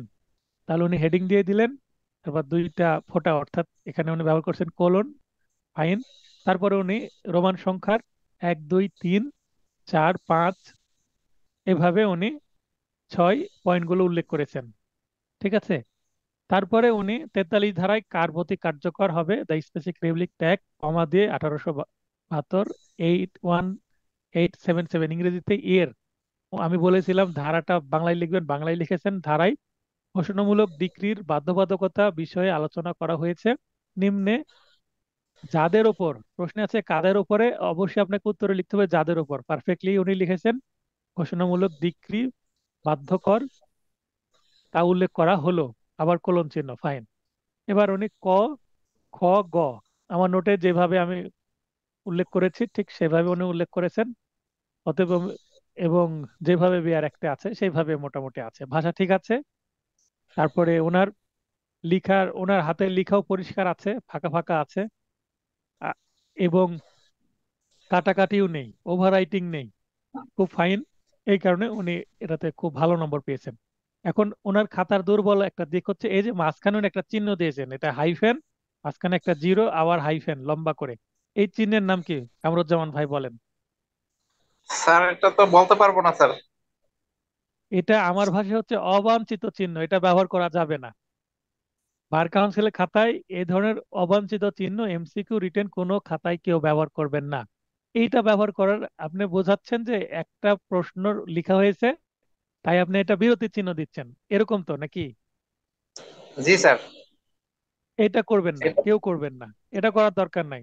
একটা লেখা শেষ হয়েছে আরেকটা লেখা শুরু করছে, এটার জন্য আপনি 2 ইঞ্চি ফাঁকা রেখে দেন, 2 ইঞ্চি ফাঁকা রেখে দেন, যেমন একটা বাড়ি আর আরেকটা বাড়ির মাঝখানে 3 3 6 ফিট ফাঁকা থাকে না, বা 1.5 1.5 3 ফিট ফাঁকা থাকে আলো বাতাস চলার জন্য।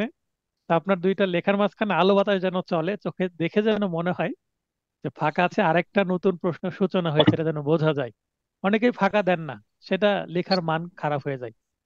ঠিক আছে, এগুলো ব্যবহার করবেন না, চেষ্টা করবেন, বহুদিনের অভ্যাস হয়তো বা হবে না, চেষ্টা করবেন। আর এখানে গোল করে 2 লিখেছেন, তো এটা স্যার এটা এটা পেজ নাম্বার, এটা স্যার হ্যাঁ পেজ আমার, নাম। হ্যাঁ ঠিক আছে, হ্যাঁ সেটা আমি বলছি, এটা করা যাবে আমার খাতায়, তো বার কাউন্সিলের খাতায় এটা লেখা যাবে না। বার কাউন্সিলের খাতায় এই যে এখানে ক্যাম স্ক্যানার যে এখানে লেখা আছে না, এই বরাবর লিখে দেবেন অপর পৃষ্ঠায়, বা অপর পৃষ্ঠায়, অপর পৃষ্ঠা দ্রষ্টব্য বা অপর পৃষ্ঠায়, বা ইংলিশে পিটিও লিখতে পারেন।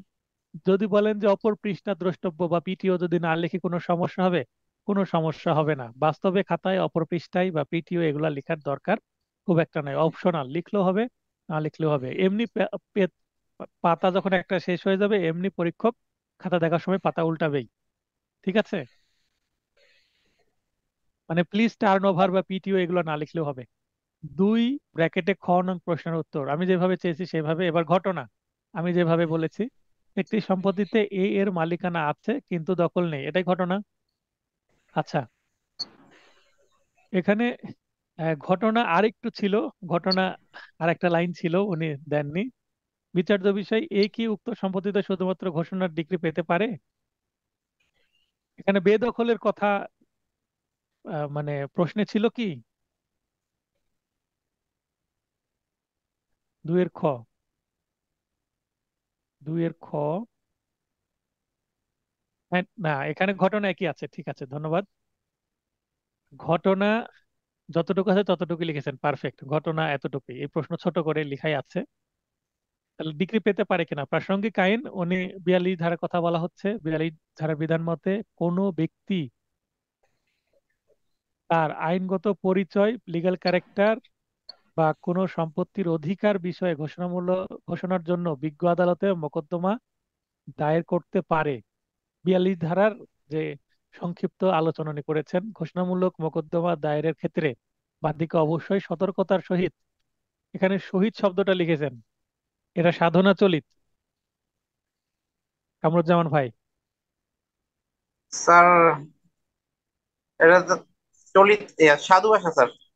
সাধু ভাষা, তাহলে এটা কি হবে, সাথে লিখতে হবে। জি ঠিক স্যার, আছে, সাধু সতর্কতার সাথে। চলিতের মিশ্রণ, সাধু চলিতের জি স্যার। মিশ্রণ সামান্য করলে সমস্যা নাই, অতিরিক্ত হয়ে গেলে সমস্যা। আলামিন ভাই অতিরিক্ত সাধু চলিত মিশ্রণ করেছেন, ওনাকে সতর্ক করেছি। তাহলে সতর্কতার সাথে সাধু চলিত মিশ্রণ অ্যাভয়েড করবে, গুরু চণ্ডালী দোষে দূষিত হয়ে যাবে না হলে। সতর্কতার সাথে আনুষঙ্গিক প্রতিকার প্রার্থনা করতে হবে, খুব চমৎকার ভাবে সংক্ষিপ্ত ভাবে উনি লিখেছেন। কেননা যে ক্ষেত্রে ঘোষণামূলক মোকদ্দমার সাথে আনুষঙ্গিক প্রতিকার প্রার্থনা করা যেত কিন্তু তা করা হয়নি, সেক্ষেত্রে বিজ্ঞ আদালত ঘোষণামূলক ডিক্রি প্রদান করবেন না।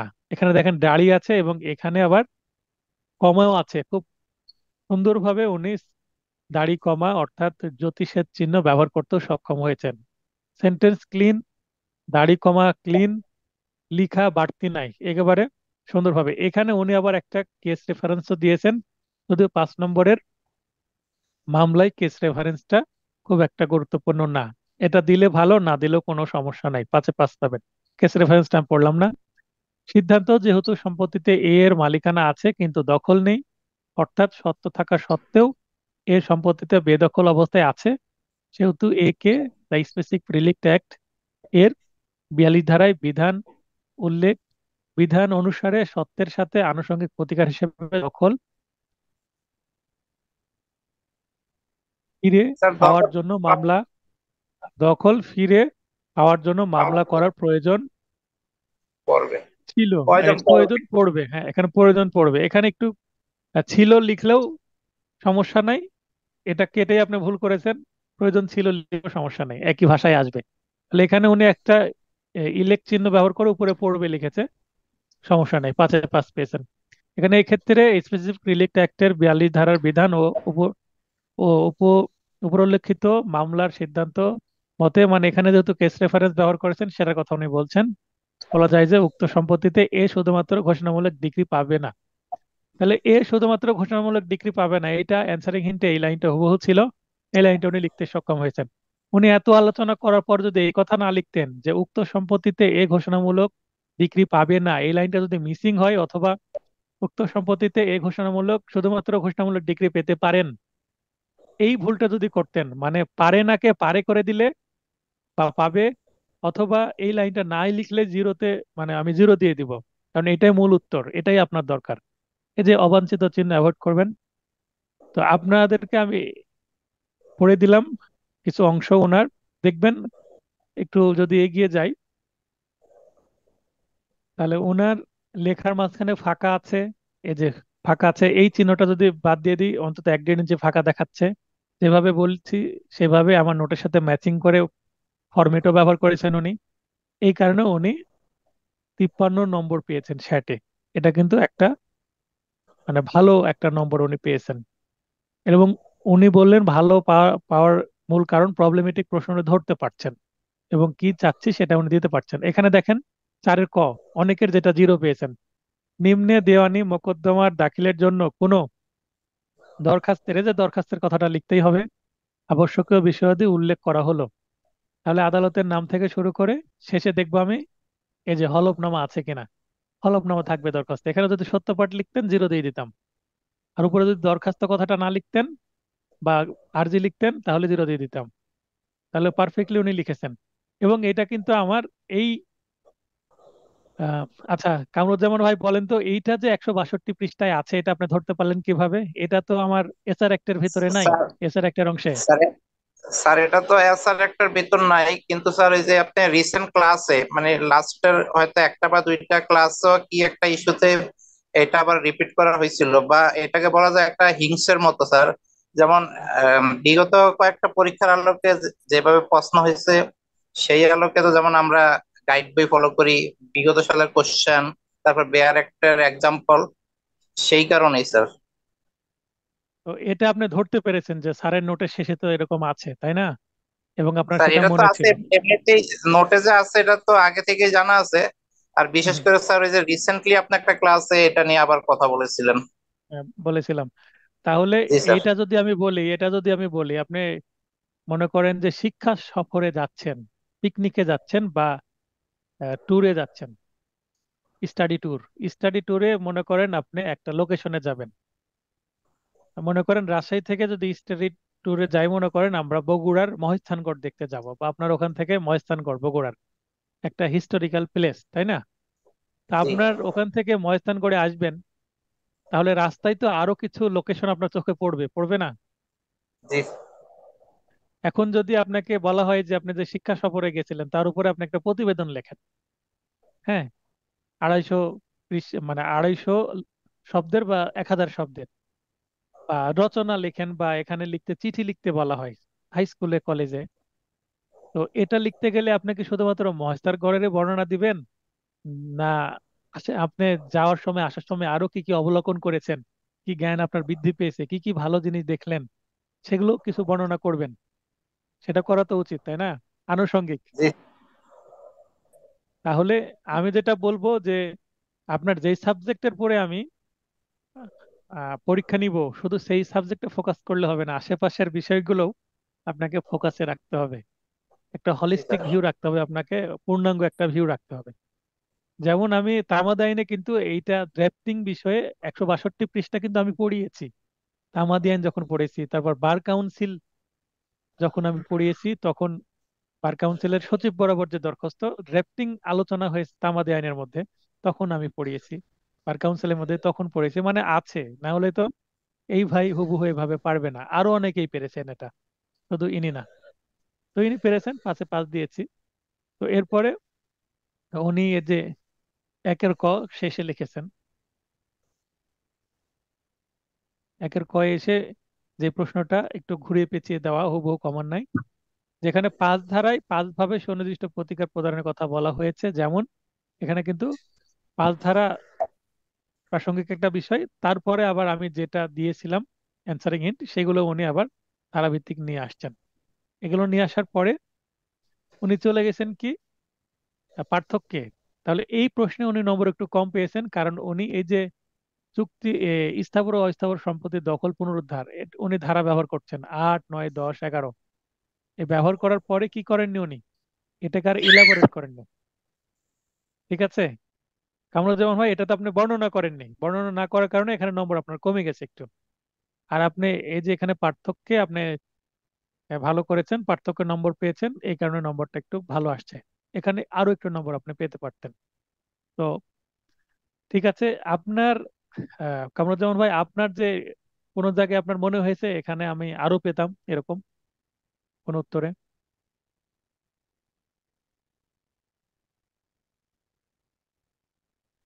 আজকের ক্লাস নিয়ে অনেক আলোচনা হলো।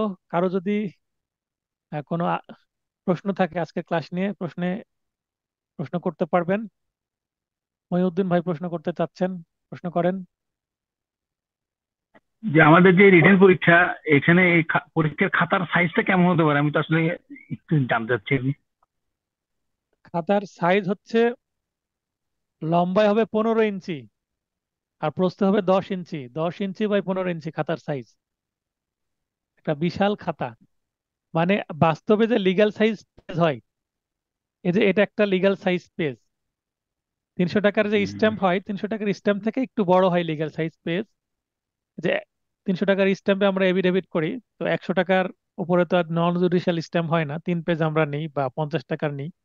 তো যে স্ট্যাম্প বা ডেমি পেপার বা কার্টিস পেপার, এটা লিগ্যাল সাইজ বলা হয়, কিন্তু লিগ্যাল সাইজের সামান্য ছোট হয়। এটা হচ্ছে একটা proper legal size. Legal size হচ্ছে 14/9 ইঞ্চির মতো। হ্যাঁ, 14/9 ইঞ্চি। কিন্তু লিগ্যাল সাইজের থেকেও আপনার 1 ইঞ্চি করে বেশি হবে। বুঝতে পারলেন? এখানে আমাদের তাহলে মার্জিন রাখতে হবে উপরে 2 ইঞ্চি এবং পাশে 1.5 ইঞ্চি, এটাই হ্যাঁ, কি সেটা আমি বলেছি স্ট্যান্ডার্ড? মিনিমাম। মিনিমাম। এটা আমার প্রতিটা ক্লাস টেস্টের মাথার উপরে দেওয়া থাকে। অনেকে বলবে উপরে 4 ইঞ্চি বা 3 ইঞ্চি, সাইডে 2 ইঞ্চি দিয়ে পুরো খাতাটাকে ছোট করে দেওয়া। এত লম্বা খাতা কেন দিয়েছে? যেন আপনি বেশি লিখতে পারেন। এখন মার্জিন দিয়ে যদি খাতা আপনি ওয়েস্ট করেন, তাহলে তো আরো ক্ষতি হয়ে গেল। তো আমি বলবো আপনি কি করবেন, উপরে 2 ইঞ্চি, বামে 1.5 ইঞ্চি। আমি এতটুকুই দিয়েছিলাম, আমি তো এক চান্সে পাশ করেছি, আমার তো সমস্যা হয়নি, আমার খাতা তো বাতিলও হয়নি। অনেকে বলে উপরে 3 ইঞ্চি না দিলে খাতা বাতিল হবে। আমার উপরে, আমি যদি চিন্তা করি, আমার 2 ইঞ্চি উপরে নাই। আমি পেন্সিল দিয়ে, স্কেল দিয়ে খাতা মার্জিন টেনেছি, তো উপরে আমি পেন আইডিয়াতে স্কেল ধরেছি, পেন্সিল দিয়ে টেনে দিয়েছি, এবং সাইডে একটা স্কেলের যতটুকু প্রস্থ থাকে ততটুকু ধরে আমি টেনেছি। 1 ইঞ্চি হলো না, 1.5 ইঞ্চি ধরে আমি দেখিনি। তো আমার সাইডে 1.5 ইঞ্চির কমই হয়েছিল, আমি যতটুকু বুঝলাম 1.25 ইঞ্চির মতন হয়েছে। কারণ আমি স্কেল যতটুকু ততটুকুই টেনেছি, মানে হাই স্কুল কলেজে যতটুকু দিতাম ততটুকুই। তাহলে আমি বিশাল একটা স্পেস পাচ্ছি লেখার জন্য। এই কারণে আমি 32 পৃষ্ঠা লিখেই ভালো নম্বর পেয়েছি, পাশ করেছি। 40 পৃষ্ঠা থাকে, অর্থাৎ 20 পাতার একটা খাতা তৈরি করা থাকে বাধাইকৃত। এবং এটার মধ্যে তাহলে আপনার টোটাল 40 পৃষ্ঠা থাকে, 32 পৃষ্ঠা লিখে আমার হয়ে গেছে। আমি ছোট ছোট করে লিখেছি, হাতের লেখাও আমার ছোট, আবার আমি বেশি লিখিও নি, সংক্ষিপ্ত আলোচনা করেছি, আর মাঝখানে 1 ইঞ্চি করে ফাঁকা দিয়েছি। দিয়ে আমি লিখার পর দেখছি অনেক খাতা বেঁচে গেছে, আমার সব লেখা হয়ে গেছে। 3 ঘন্টা 20 মিনিট আমার লেখা হয়ে গেছে, 40 মিনিট হাঁটতে ছিলই, 40 মিনিট হাতে ছিলই আমার। তখন আমি বারবার চেক করছি আমি সব লিখেছি তো, না কোনো কিছু মিস হয়ে গেছে। পরে দেখছি না, লিখেছি সব। তখন মনে হলো যে আরেকটু বড় করে মনে হয় লিখতে হতো। এত সংক্ষিপ্ত লিখলাম যে তাড়াতাড়ি শেষ হয়ে গেল 3 ঘন্টা 20 মিনিটে। তো 40 মিনিট বসে আছি, আমার সামনে দু একজন বসেছিলেন, তাদেরকে হেল্প করলাম। অনেকেই মানে ডিস্টার্ব করছিল, অনুরোধ করছিল। তা কেউ যদি পরীক্ষার হলে প্রথম অনুরোধ করে, তাহলে আমি প্রথম আমার ভদ্রভাবে বলি যে আপনি যতটুকু পারেন লিখেন, আমার লিখা এগিয়ে নেওয়ার পরে যখন সুযোগ হবে অবশ্যই আমি লাস্টে বলবো। কারণ আমি 4 ঘন্টা লিখবো না, আমি অবশ্যই সময় পাবো, আধা ঘন্টা হলেও। ওই আধা ঘন্টায় আমি লাস্টে আপনাকে হেল্প করব। কোনো ধারা আপনি ভুলে গেছেন, ধারা অংশটুকু ফাঁকা রেখে আপনি লিখেন, আমি বলে দিব। আর যেই প্রশ্নই আপনি জানেন না, সেটা আপনি তো আমার হেল্প নিয়ে লিখতে পারবেন না, কারণ আমি তো দেখাবো না আপনাকে। আমি ধারা বলে দিব বা দু একটা পয়েন্ট বলে দিব, তো পুরোটা তো দেখাবো না, সেটা তো রিস্ক।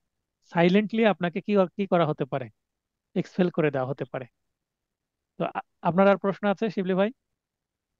যে আরেকটা জিনিস হচ্ছে, আমাদের এখানে হাতের লেখার কি কোনো মানে স্পষ্ট হওয়াটাই তো জরুরি এখানে।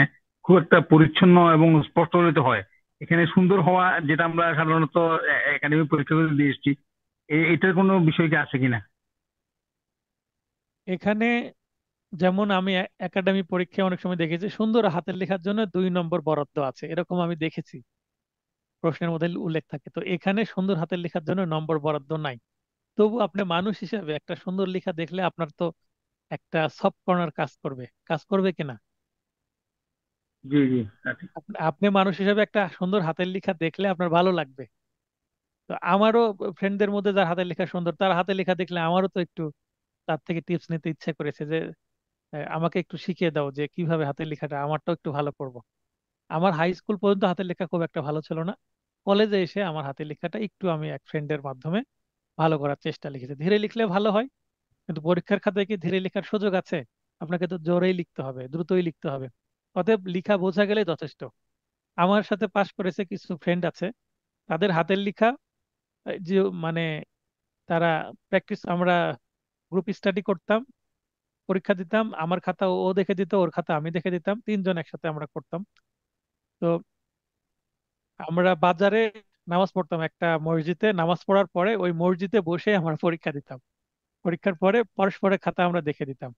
তো আমার এক ফ্রেন্ডের, সে পাশ করে সেকশনসেই, তো ওর খাতা পড়াটাই মানে এতটাই জঘন্য লেখা যে পড়াই যায় না, তবুও সে পাশ করেছে। এবং সবচেয়ে কঠিন পরীক্ষাতেই পাশ করেছে, যখন টাফ হয়ে যায়। তো আমি যেটা বলতে চাচ্ছি, হাতের লেখাটা যদি আপনার খারাপ হয়, হাতের লেখাটা যদি এই মুহূর্তে ভালো করার তার সুযোগ নাই, কারণ সেটা প্রাইমারিতেই ভালো করতে হয়। তাহলে কি করতে হবে? আপনাকে পড়ায় মনোনিবেশ করতে হবে এবং ফাস্ট লেখার জন্য প্র্যাকটিস করতে হবে। এবং আপনি এমন ভাবে লিখবেন যেন কাটাকাটি না হয়, বানান ভুল না হয়। এবং লেখা খুব বড় সাইজ করবেন না, লাইনগুলোর মধ্যে বেশি ফাঁকা করবেন না। আবার কি করবেন না, আপনি এত ঘন করবেন না যে পড়া যাচ্ছে না। পড়া যাবে, স্বাভাবিক একটা লেখা লেখার চেষ্টা করবেন। হাতের লেখা খারাপ হলেও আপনার পাস আসবে, ফেল করাবে না হাতের লেখার জন্য। তবে হ্যাঁ, হাতের লেখা ভালো হলে নম্বর একটু বেশি আসবে, এটাই ধরে নিতে পারি আমরা, এটাই স্বাভাবিক। কারণ হাতের লেখা ভালো হলে পড়তে তো কষ্ট হবে না, যার হাতের লেখা খারাপ তার খাতা দেখতে কষ্ট হবে। খাতা দেখতে কষ্ট হলে অনেক সময় আইডিয়ার উপরে নম্বর দিয়ে চলে যেতে হবে। আর কিছু? জি, ধন্যবাদ। আচ্ছা, আর কারো কোনো প্রশ্ন আছে? আর কারো কোনো যদি প্রশ্ন না থাকে, তাহলে সবার সুস্বাস্থ্য কামনা করে এই ক্লাসটি 5টা শেষ সাবজেক্টের করছি। পরীক্ষা তাহলে কত তারিখ হবে? 19 তারিখ গ্রুপে দেখেন, দিয়ে দেওয়া আছে। আচ্ছা, এক থ্যাংক ইউ সপ্তাহ এক সপ্তাহ পিছানো হয়েছে আপনাদের 5টা সাবজেক্টের চাপ যেন নিতে পারেন তাই। স্যার। তো ঠিক আছে, সবার সুস্বাস্থ্য কামনা করে ক্লাসটি শেষ করছি। শুভরাত্রি।